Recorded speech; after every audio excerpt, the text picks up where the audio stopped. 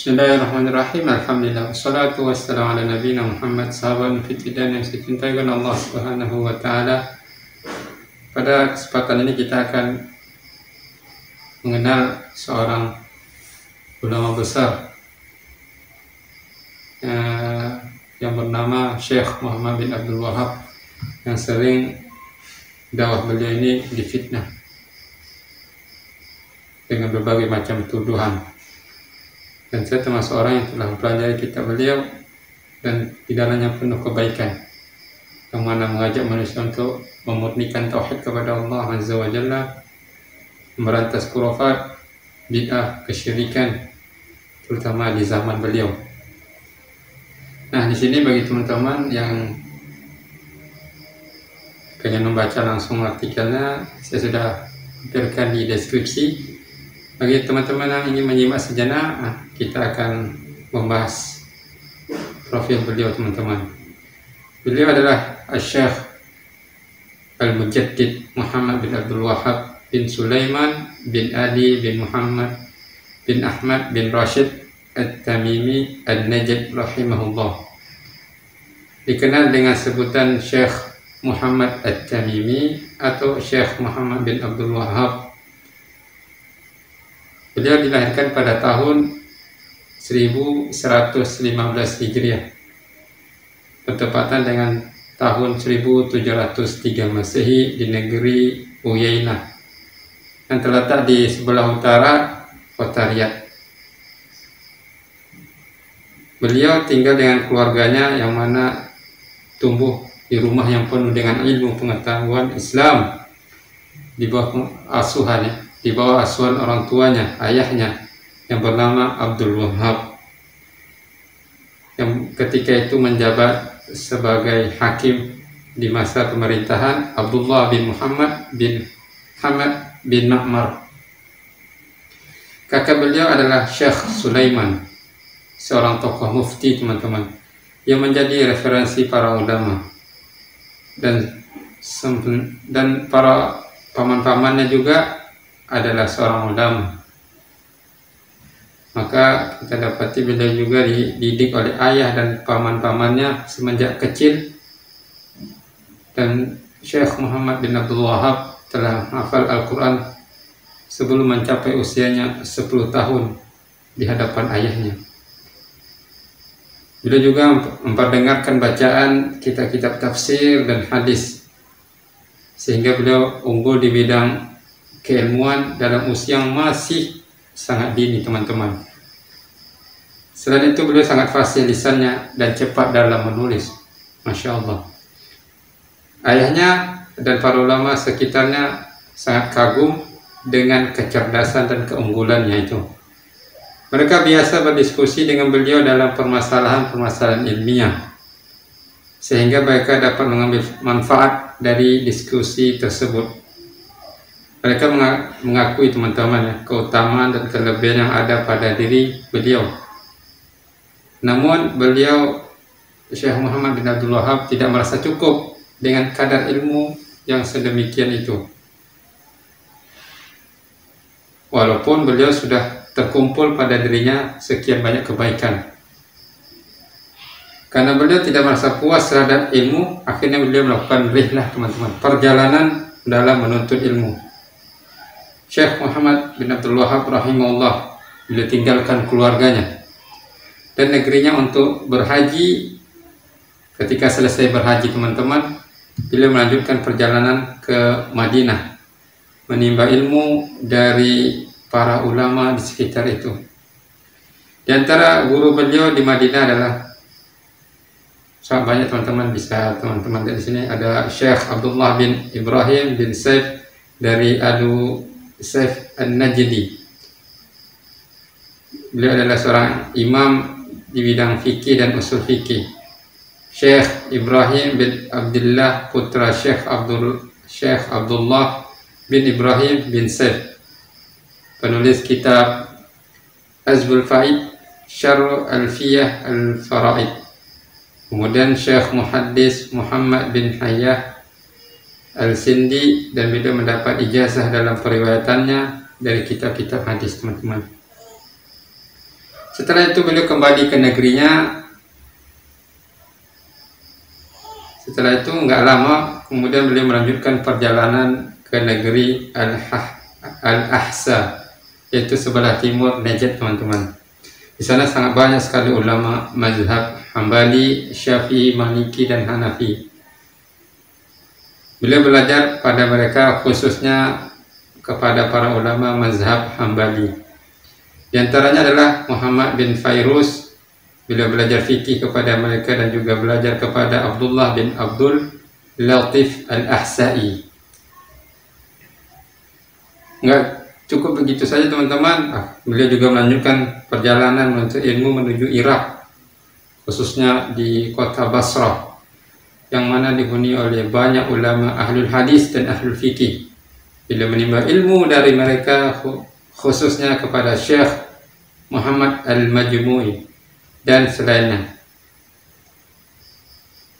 Setiap beliau pindah dalam menuntut ilmu, selalu beliau mendapati buku-buku karya Syekhul Islam Ibn Taimiyah dan Ibn Qayyim, muridnya rahimahullah, yang mana beliau segera salin buku tersebut dengan pena, karena zaman dulu nggak ada mesin fotokopi, teman-teman, atau salin file dengan flash disk.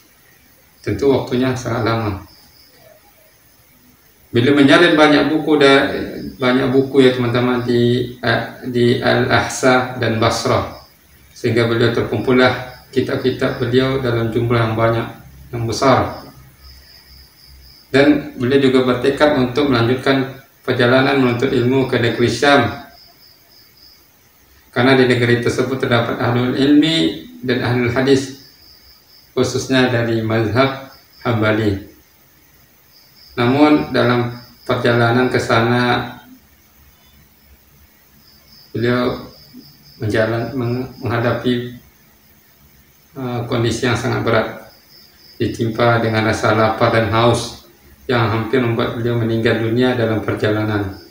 Akhirnya beliau kembali ke Basrah dan tidak melanjutkan ke negeri Syam, lalu kembali ke Najd setelah berbekal ilmu dan memperoleh sejumlah besar kitab, selain dari kitab-kitab yang ada pada keluarganya dan penduduk negeri beliau.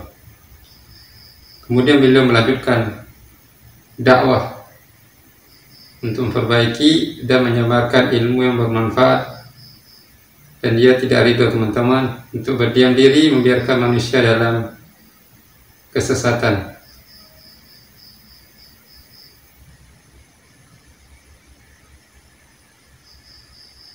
Karena beliau melihat manusia ketika itu benar-benar dalam keterpurukan nyata, hanyut dalam kesyirikan, praktik bid'ah,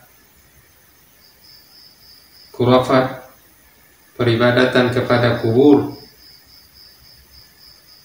pepohonan.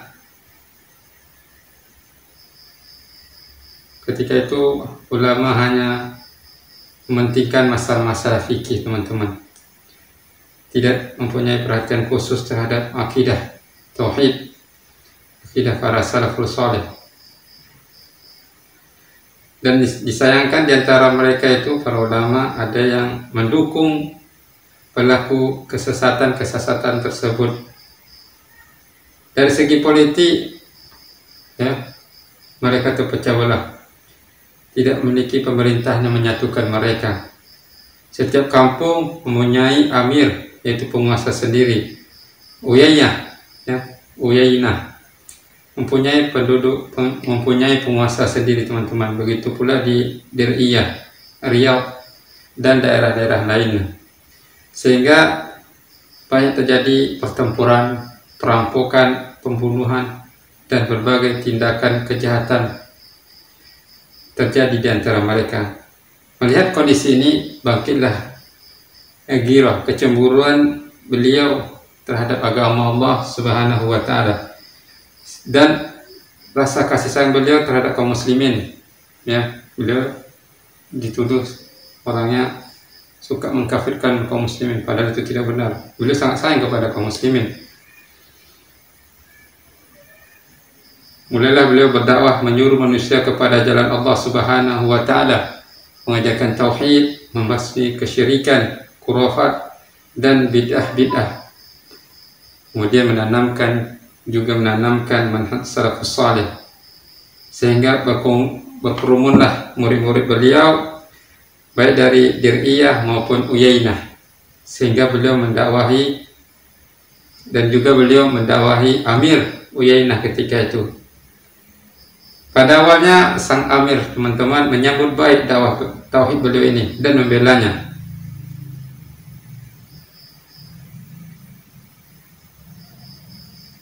Sampai-sampai ia menghancurkan kubah Zaid bin Al-Khattab yang menjadi tempat kesyirikan atas permintaan Syekh Muhammad bin Abdul Wahhab.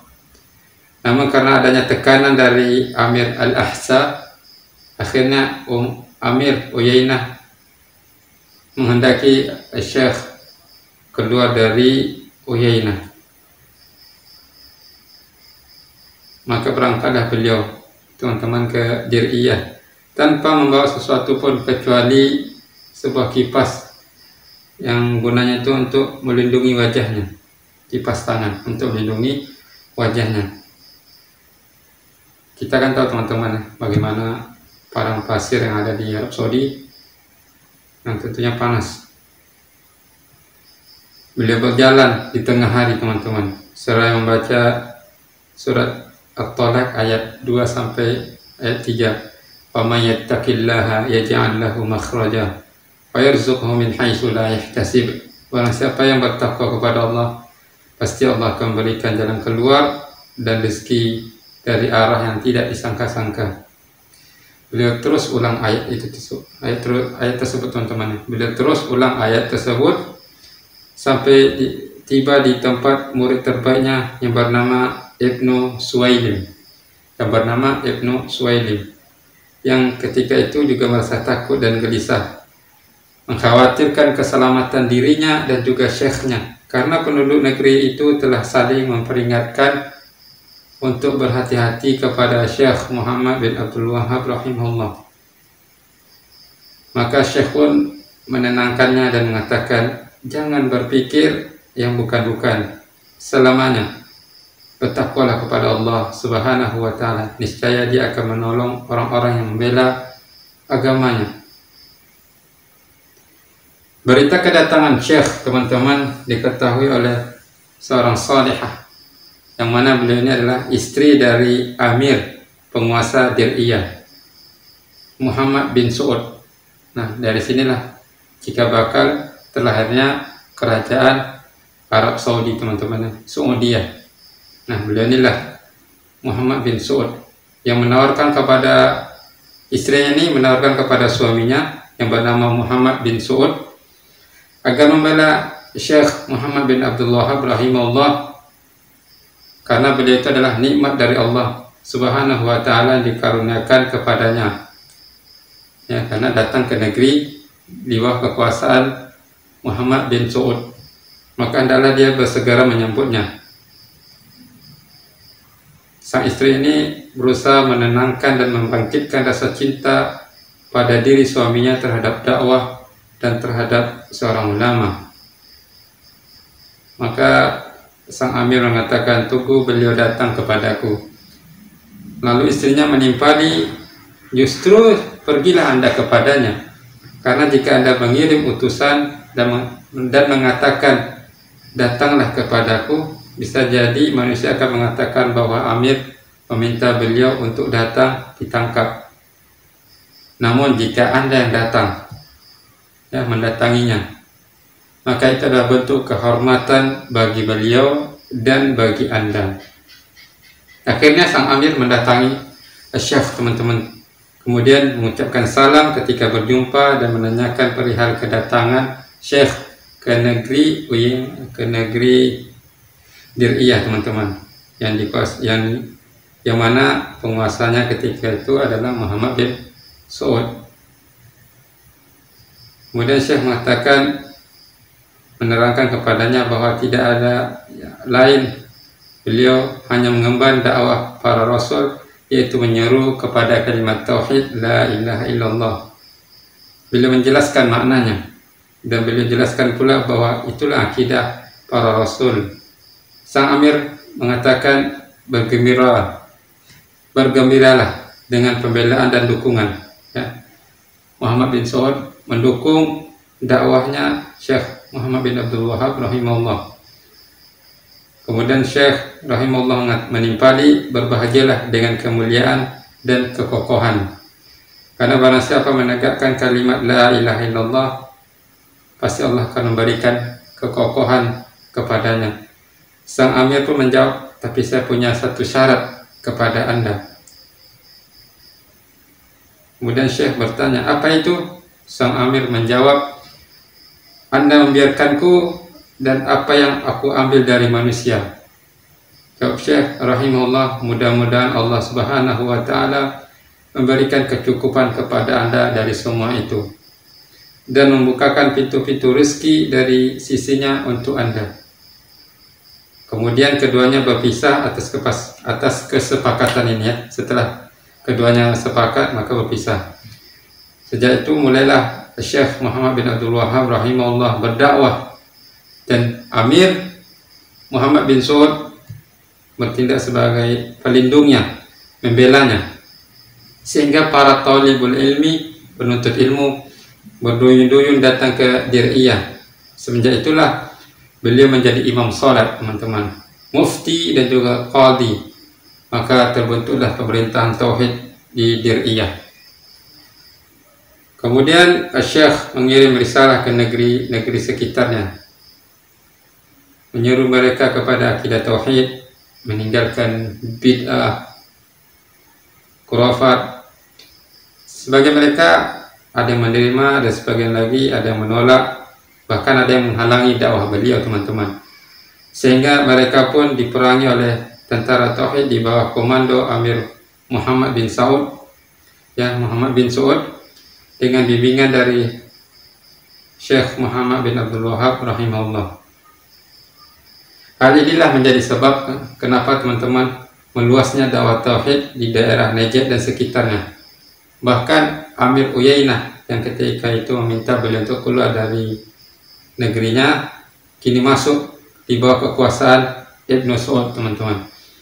Begitu juga Riyadh terus meluas sampai ke daerah Kharaj, ke utara, ke selatan, di bagian utara sampai kepada perbatasan Syam, dari selatan sampai ke perbatasan Yaman, timur, di bagian timur dari Laut Merah hingga Teluk Arab, seluruhnya di bawah kekuasaan Dir'iyah, baik di kota maupun di gurun.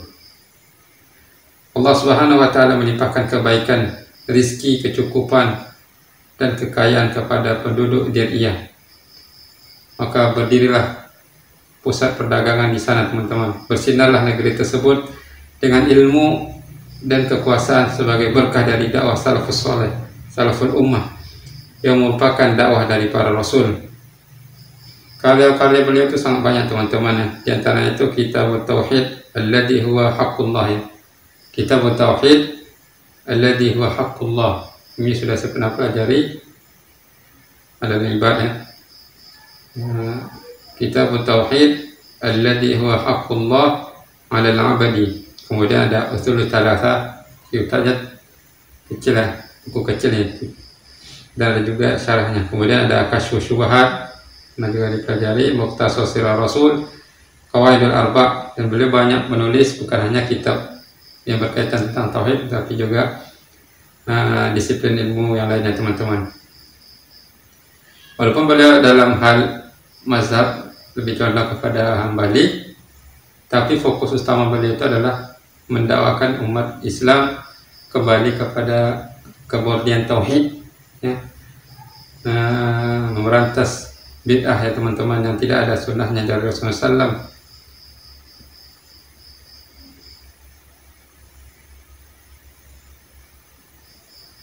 Dan sampai sekarang, teman-teman, ya, dalam hal kenegaraan, politik masih dipegang oleh keluarga dari kerajaan Muhammad bin Saud. Dan dalam hal keagamaan, mufti-mufti banyak dipegang dari keluarga Al-Syekh. Ya, Al-Syekh ini maksudnya adalah keluarga dari Syekh Muhammad bin Abdul Wahab, dari keturunan-keturunannya. Namun ada juga yang selain dari keluarga Syekh, seperti Syekh Bibas teman-teman ya. Dan Masya Allah teman-teman, sejak awal berdirinya kerajaan Arab Saudi, Allah berikan keberkahan kepada negeri ini, rasa aman ya, rezeki yang melimpah. Semoga apa yang dirasakan oleh umat Islam yang ada di Arab Saudi juga akan dirasakan di negeri-negeri selain Arab Saudi, terutama di negeri kita di Indonesia teman-teman, untuk bisa menerapkan sebagaimana diterapkannya Arab Saudi teman-teman, yang mana mereka itu dusturnya teman-teman, dusturnya itu adalah peraturan mereka itu yang paling tinggi itulah Al-Quran dan Sunnah.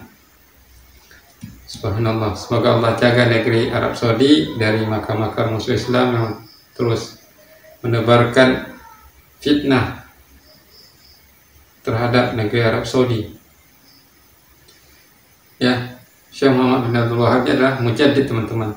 Kalau bagi mereka itu seperti, kalau bahasa kita itu seperti pahlawan yang banyak jasanya terhadap persatuan negeri Arab, mengajak kaum muslimin kepada kembali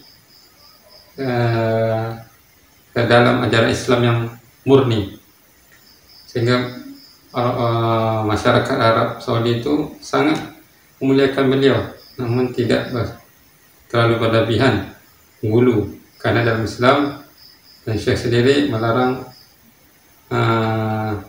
dalam kitabnya juga dalam bersikap gulu kepada orang soleh. Ini adalah sebagian kecil tentang Syekh Muhammad bin Abdul Wahab yang patut kita teladani dari beliau teman-teman, dipelajari kitab beliau. Walaupun memang banyak fitnah yang disebarkan oleh orang-orang yang tidak senang dengan dakwah Syekh Muhammad bin Abdul Wahab, dengan berbagai tuduhan yang dibuat-buat. Wa'iyadzubillah. Semoga Allah berikan petunjuk kepada mereka untuk tidak menebarkan kedustaan. Demikian teman-teman, pembahasan kita yang agak panjang lagi itu teman-teman ya. Semoga bermanfaat bagi teman-teman yang ingin membaca. Link artikelnya saya lampirkan di deskripsi teman-teman. Assalamualaikum warahmatullahi wabarakatuh.